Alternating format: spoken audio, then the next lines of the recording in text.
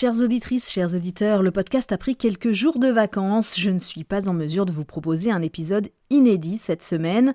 La mise en place du nouveau gouvernement, les premiers rendez-vous de Friedrich Merz sur la scène nationale comme sur la scène internationale, on en parlera en mai. Abonnez-vous pour ne pas rater notre reprise. D'ici là, je vous propose une rediffusion. Mais nous avons gagné quand même beaucoup de nouveaux abonnés au cours de l'hiver avec la campagne électorale et peut-être que certains écouteront cet épisode pour la première fois. En tout cas, sachez qu'il a été produit et mis en ligne en février 2024, il y a un peu plus d'un an. C'était juste après le décès d'Alfred Grosser. Grosser, un grand nom et un pionnier des relations franco-allemandes. Alors, à l'heure où ces dernières pourraient reprendre des couleurs à la faveur d'un très espéré duo Merz-Macron, eh bien j'ai pensé qu'il n'était pas inutile de réécouter Grosser, un homme du XXe siècle que les communicants d'aujourd'hui qualifieraient sans doute de disruptif. Bonne écoute et à très vite.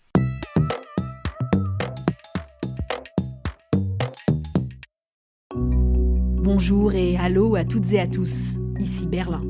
Il venait d'avoir 99 ans. C'était une grande figure du XXe siècle franco-allemand, un intellectuel de notre siècle aussi, car ses prises de parole ont toujours été d'une modernité rare. Alfred Grosser était politologue, historien, germaniste, éditorialiste, universitaire, écrivain. Il est décédé le 7 février. Les archives que vous allez entendre traversent le temps sans prendre une ride.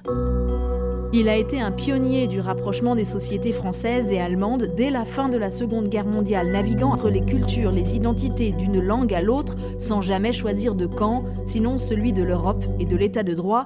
Et pour porter son message, il a toujours préféré la force de l'humanisme à la politique, sans jamais oublier de parler aux puissants. Un passeur est passé, cet épisode est un hommage à sa nuance, avec sa vigilance en héritage. Comment retracer une vie d'un siècle ou presque? Des heures et des heures de cours, de conférences, d'interviews.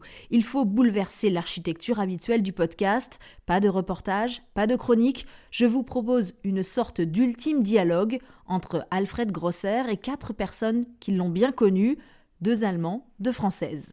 Et par où commencer?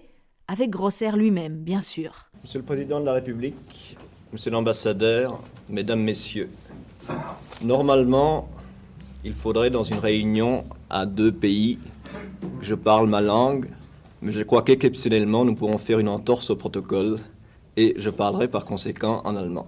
Ces quelques secondes disent tout. Il est français, mais de langue maternelle allemande, et donc en 1958, il questionne le protocole et nage à contre-courant. Cet extrait a été enregistré pendant l'une de ses très nombreuses conférences qu'il a données au DFI. C'était l'un des compagnons de toujours de l'Institut. Alors à la base, rien ne le prédestinait à jouer le rôle qu'il a joué. Vous avez reconnu Stefan Seidendorf, l'actuel directeur adjoint du DFI. C'est très intéressant. Il a dit lui-même, dans d'autres conditions, il serait peut-être devenu un petit fils de bourgeois de Francfort assez insupportable. L'histoire a décidé autrement. Son papa était le directeur d'une clinique et à l'université de Francfort, professeur spécialisé pour la pédiatrie. Donc, situation très très confortable. Évidemment, la famille, la grande bourgeoisie juive de Francfort, arrive le national-socialisme, les nazis au pouvoir, et très vite, Paul Grosser, le père d'Alfred, est contraint à quitter l'Allemagne pour s'enfuir en France. Et là, malheur, le père, il supporte pas ce chagrin, cette situation, et il meurt très vite. La Troisième République leur permet de devenir français en 1937. Intervient la guerre et la famille doit à nouveau s'enfuir vers la zone libre. Sa sœur, elle se blesse en vélo, puisqu'ils doivent s'enfuir en vélo, et ça s'infecte, elle a une septicémie, et elle meurt très vite après. Donc Alfred, il se retrouve seul avec sa mère dans 2 cachettes différentes, ils survivent à la guerre, et donc en tout, rien ne le prédestinait à retourner en Allemagne, tendre la main et faire ce qu'il a fait par la suite, œuvrer à la compréhension entre ces 2 nations. J'ai eu la chance d'être ni déporté ni torturé. Donc j'ai pu commencer à travailler pour le journal des prisonniers de guerre allemand en 1945 et nous avons créé le comité d'échange avec l'Allemagne en 1948, après mon voyage en Allemagne en 1947. Et je ne comprends pas encore aujourd'hui, je le dis avec un mot allemand que je n'arrive pas à traduire, comment j'ai pu faire ce voyage avec autant de Unbefangenheit. le faire avec équilibre, sans avoir des préjugés. J'ai vu tout le monde. Et il gardera cette approche toute sa vie. Hélène Millard de la Croix a été l'une de ses étudiantes. Aujourd'hui, elle est professeure d'histoire et de civilisation allemande à la Sorbonne. Alors moi, j'ai hérité d'Alfred Grosser, cette espèce de nécessité à expliquer et à s'élever contre les stéréotypes, contre ces béquilles de la pensée paresseuse. Il faut jamais oublier la phrase moi, que j'ai toujours aimée d'Alfred Grosser qui précisait que le contraire de tous n'est pas personne, mais les uns oui, les autres non. De même que le contraire de toujours n'est pas jamais, mais tantôt oui, tantôt non. Je n'aime pas le mot amitié franco-allemande. Il y a des Français qui et des Allemands qui. Lorsque, en 1945, 46, 47, nous avons commencé les relations franco-allemandes, c'est uniquement parce que nous ne croyons pas que die Deutschen existaient. Il y avait des Allemands qui, et puis d'autres Allemands qui autrement. Autre mot qu'il n'aimait pas, la réconciliation, le couple. Il n'y croyait pas à ces grands termes. Même pour lui-même, raconte Michaela Wiegel, la correspondante du journal Frankfurter Allgemeine Zeitung en France. Ça peut paraître curieux, mais il m'a de façon continue toujours dit « Moi, je ne veux pas que vous me nommez franco-allemand. Je vis très bien d'être français qui connaît très bien l'Allemagne. » Il était très, très attaché à la France, qui était son pays d'accueil et le pays qui avait vraiment forgé sa personnalité. Alfred Grosser, c'était justement une gratitude pour tout ce que la culture universaliste française lui avait apporté. Cette idée qu'il y avait une dignité humaine qui était valable partout. Et il a mis tout cela en action, sa méthode, il l'explique lui-même en 1958. Il ne s'agit pas d'oublier le passé, mais de le surmonter en commençant par apprendre à se connaître mutuellement. Le mot d'ordre est le suivant.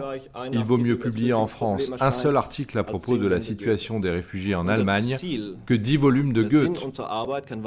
Notre but, le sens même de notre travail, est d'impliquer toutes les forces vives de la société afin que les crises politiques de l'avenir, quelle que soit leur nature, soient affrontées avec calme et prudence.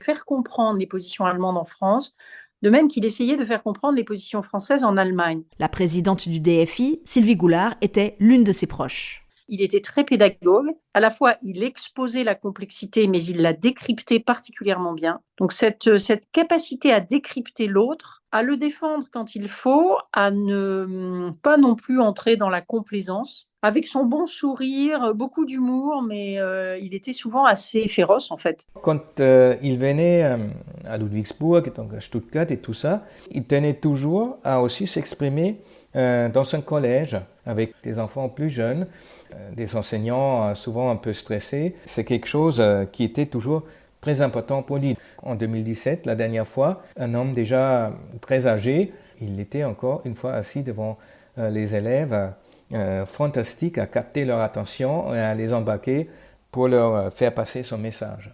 Hélène Millard de la Croix. C'est une chose d'être intelligent, de réfléchir et de bien écrire, mais je crois que Alfred Grosser a beaucoup marqué parce qu'il avait cette capacité à aller vers les autres. C'est un excellent connaisseur des Écritures.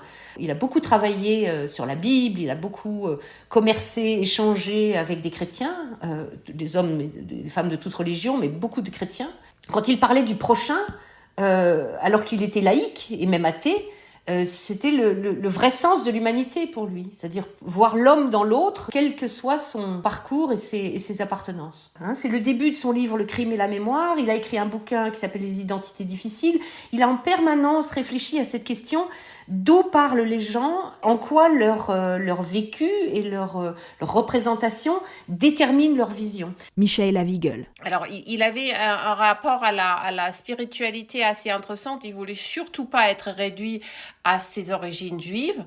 En même temps, il se sentait quand même profondément lié au sort des Juifs, mais ça ne l'empêchait pas de critiquer des politiques radicales des gouvernements de droite israéliens, ce qui avait d'ailleurs heurté pas mal des Allemands. Sylvie Goulard. Ce qui me frappe le plus dans tout ce que j'ai pu apprécier d'Alfred Grosser, tout ce qu'il m'a appris, toutes nos discussions, c'était sa constance. La constance du message, avec des convictions fortes qui ne changeaient pas au gré des péripéties ou des événements de court terme, et la constance aussi dans l'engagement sur le terrain. Il allait en Allemagne aussi bien pour prendre la parole au Bundestag, rencontrer des personnalités importantes, que pour se rendre au fin fond des Länder, dans des associations.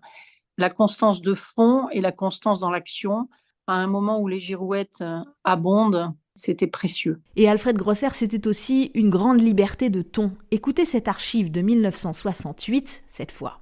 Les relations au niveau, disons, officiel, ne sont pas ce que les communiqués montrent, mais sont difficiles, sont âpres et sont marquées par une tonalité qui est peut-être transitoire, mais qui fait dans un certain sens que, comme vous et comme moi, essayer d'améliorer les relations franco-allemandes a de nouveau un sens.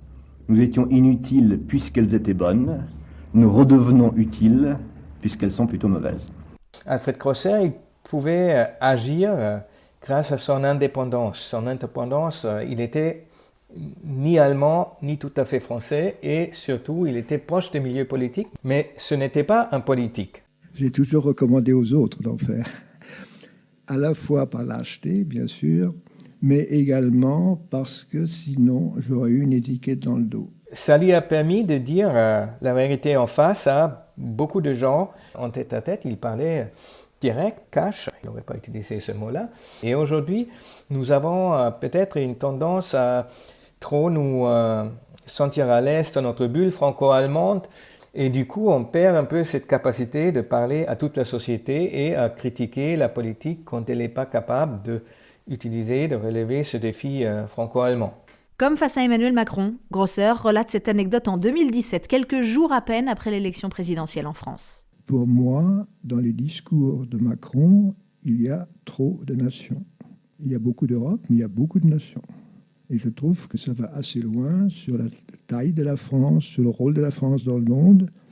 Et lorsque j'ai eu la joie et l'honneur de parler assez longuement avec Macron avant, je lui ai fait une critique de son livre, parce que dans son livre, à un moment, le monde ne comprendrait pas que la France ne pas. Je ne sais plus quoi. Mais j'ai dit, mais cette idée de le monde qui a fixé les yeux sur la France, le président du Pakistan ne pense pas tous les jours à la France. Et il y a cet aspect qui, je l'avoue, me gêne dans une espèce de nécessité peut-être d'accentuer l'idée de nation face aux autres partis. Et même l'action de De Gaulle, qui a pourtant acté officiellement le rapprochement avec l'Allemagne de Adenauer, ne l'avait pas totalement convaincu, rappelle Stefan Seidendorf. Quand fut fondé l'Office franco-allemand pour la jeunesse à la suite du traité de l'Élysée, Alfred Grosser, il était d'abord très sceptique, puisqu'il craignait que ça allait devenir une officine, il appelait ça, sous contrôle des gouvernements, une agence tenue par la logique politique. Et ça, il voulait éviter à tout prix. Quand c'est vraiment devenu l'OFAGE, mais il a décidé d'investir les structures gouvernantes pour pouvoir agir de l'intérieur et veiller à cette indépendance de cette nouvelle structure face aux politiques. Et c'est sans doute aussi dans cet esprit qu'il s'est ensuite engagé bien plus tard en faveur d'un rapprochement entre les députés des deux pays. L'idée de l'Assemblée parlementaire franco-allemande formalisée par le traité d'Aix-la-Chapelle vient de là. C'est aujourd'hui une enceinte d'échanges et de dialogue tout à fait innovante et même sans doute indispensable. On l'a vu l'an dernier quand il y a eu des malentendus ou des cafouillages au plus haut niveau.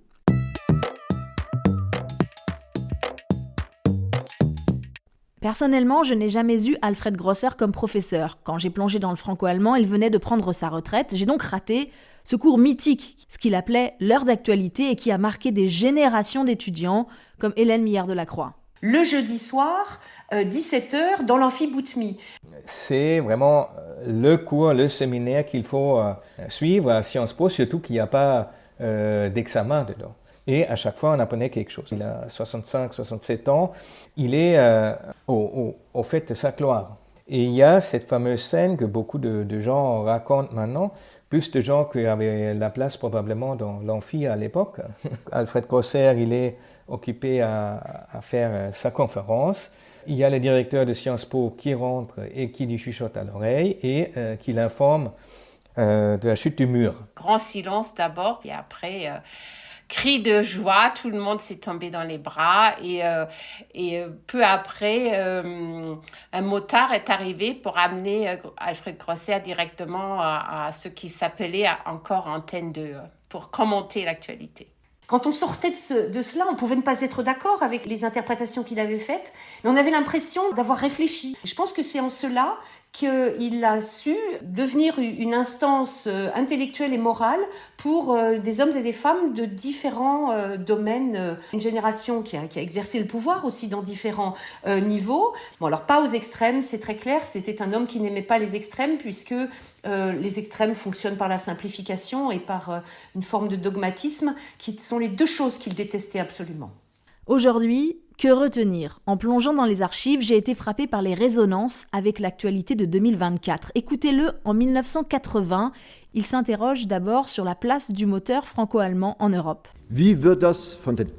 Comment est-il vu par les autres et pourquoi y aurait-il une spécificité franco-allemande ? D'ores et déjà, les relations franco-allemandes sont une épine dans le pied des autres dès lors qu'elles donnent l'impression d'être un club exclusif ou que le franco-allemand dirige l'Europe et que les autres ne peuvent que s'y soumettre. Nous devons donc être très prudents pour ne pas provoquer plus que de raison. Soyons exemplaires, mais ne prétendons pas au monopole. Plus vertigineux encore ce passage sur la défense européenne. Le premier conflit transatlantique entre l'Allemagne et les États-Unis interviendra sans doute quand la République fédérale n'augmentera pas son budget militaire à hauteur de 3%. Mais en réalité, en ce qui concerne la défense, rien n'a changé depuis 1958, depuis que l'URSS est en capacité de détruire des villes américaines. Depuis lors, nous savons très bien qu'il n'est pas certain, à 100%, qu'un président américain risque un suicide de l'Amérique pour nous défendre. Et ceci ne va certainement pas changer avec le nouveau président américain. Et donc, nous devons être d'autant plus prêts à prendre nos responsabilités internationales, ensemble, en Européens, ce qui veut dire aussi prendre des risques. Et voici les réactions de Sylvie Goulard, qui a été députée européenne, et de l'historienne Hélène Millard-Delacroix. Mais les années 80 étaient marquées par un débat sur la défense extrêmement vif. Le discours de Mitterrand au Bundestag en janvier 83, il a porté sur les euromissiles. La grande complicité de Kohl et Mitterrand est venue du fait que Mitterrand a apporté contre le camp de la gauche de toute l'Europe qui manifestait Besser-Roth, Alstott et tout ça, son soutien à un jeune chancelier de CDU que tout le monde à l'époque sous-estimait probablement, en tout cas ne prenait pas beaucoup au sérieux. Donc ces questions étaient très présentes. On a craint au début des années 60 et je crois que l'ouverture des archives à Moscou a montré que ça n'était pas du tout une vue de l'esprit, que les Russes avaient songé à des attaques et des attaques nucléaires sur le territoire européen. Donc c'est pour ça que personnellement, je suis furieuse qu'on ait perdu autant de temps, parce que l'analyse de l'autonomie, enfin du besoin d'autonomie, encore une fois dans le respect des alliances, c'est pas l'un ou l'autre, mais c'est une analyse qui a été faite depuis quand même très longtemps. Et les actes n'ont pas suivi. Il serait encore ici, il nous dirait il ne faut pas idéaliser ce qu'ont été les relations dans les années 70 et 80. Il y a eu aussi des malentendus, il y a eu aussi souvent des maladresses. L'important, c'est de garder la ligne. Simplement, il était, comme beaucoup d'intellectuels engagés et très européens de sa génération et de la génération suivante, assez inquiet de l'évolution générale dans nos pays européens, de considérer comme évident des richesses comme la construction européenne qui ont demandé tant d'efforts et un peu comme des enfants gâtés de se débarrasser de fondamentaux qui ont fait la paix en Europe depuis plus de 70 ans. Ce qui m'a toujours frappé, c'est qu'effectivement, face à la complexité, il faut retrousser ses manches et s'y mettre. Sinon, elle devient un prétexte. Après, ça ne veut pas dire que les choses soient faciles, mais une chose est d'affronter la difficulté en commençant, et parfois ça aide aussi à trouver des chemins auxquels on n'avait pas pensé. Une autre est de regarder la complexité en étant effrayé. Je ne crois pas qu'aujourd'hui les désaccords soient supérieurs. Je pense que par rapport à cette génération, nous devons vraiment nous souvenir que nous n'avons pas le même surmoi. Tous ces hommes de cette époque avaient vécu dans leur chair les dégâts du nationalisme. Ils savaient ce qu'était la guerre. Lorsqu'on était dans une situation où éventuellement il y avait un blocage, il y avait quelque chose en eux de supérieur à la négociation en cours. Alors que ce que j'ai observé à Bruxelles, ce sont désormais des gens qui arrivent avec des lignes rouges sur des sujets techniques qui n'en méritent pas tant, au lieu de placer au-dessus du dossier des principes de plus longue durée et infiniment plus importants. C'est ce que j'appelle le surmoi. Laissons Alfred Grosser conclure lui-même. Nous devons nous saisir des grands enjeux ensemble et avec raison, car si nous ne le faisons pas, il y a le risque qu'il soit un jour la proie de récupérateurs, que ce soit des individus ou des partis. Car de quoi est morte la République de Weimar, si ce n'est, venue de l'extrême droite et de l'extrême gauche, d'une mutinerie contre la raison. C'est pourquoi le travail franco-allemand est plus que jamais dans l'obligation d'analyser la situation avec raison, de façon sobre mais ferme, et ceci n'est pas fait de gaieté de cœur, mais parce que c'est un devoir. Il faut un optimisme inépuisable et parfois un peu irréaliste, je l'avoue. Mais je crois quand même qu'on peut essayer de faire vivre l'héritage d'Alfred Grosser. Merci beaucoup, Michaëla Wiegel, pour ce mot de la fin, et merci aussi à Sylvie Goulard, Hélène Millard-Delacroix, Stéphane Zeindorf, qui ont accepté de se plier à cet exercice pas facile de l'hommage et qui seront là, c'est certain, pour poursuivre le travail de vigilance et d'explication d'Alfred Grosser. Ce podcast est produit avec le soutien du Fonds citoyen franco-allemand parce qu'en 2024, on n'a jamais eu autant besoin de mieux se connaître pour mieux se comprendre.